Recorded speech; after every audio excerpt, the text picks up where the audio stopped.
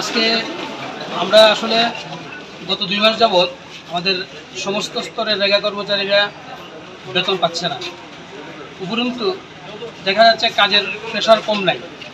আমরা রাজ্যের 58টা ব্লকের মধ্যেই আমাদের ব্লক ডেভেলপমেন্ট অফিসারের কাছে আমরা ডেপুটেশন দিয়েছি আমাদের বেতনের জন্য এবং নিয়মিতকরণের জন্য। এবং আমরা 6টা জেলাতে অলরেডি আমাদের জেলা শাসকের নিকটে আমাদের দাবি দেওয়া নিয়ে আমরা ডেপুটেশন হয়ে গেছে। আজকে আমাদের সাউথ ত্রিপুরা এবং আমাদের খোয়াই ডিস্ট্রিক্ট আমাদের ডিএম স্যারের কাছে আমরা ডেপুটেশন দিতে যাচ্ছি যে আমাদের যে বেতন হচ্ছে না তার জন্য। কিন্তু আমরা ওয়েস্ট ডিস্ট্রিক্টও আজকে এখানে ডেপুটেশন দিতে যাচ্ছি, এমনি সাউথ ডিস্ট্রিক্টও যাবে। কিন্তু একটা বিড়ম্বনার ব্যাপার হলো আমাদের 5টা জেলাতে আমাদের বেতন হয়ে গেছে, কিন্তু আমাদের নর্থ জেলা, খোয়াই জেলা এবং আমাদের ওয়েস্ট জেলা এই 3টা এবং ধলাই ডিস্ট্রিক্ট এই 4টা জেলাতে আমাদের বেতন হয়নি।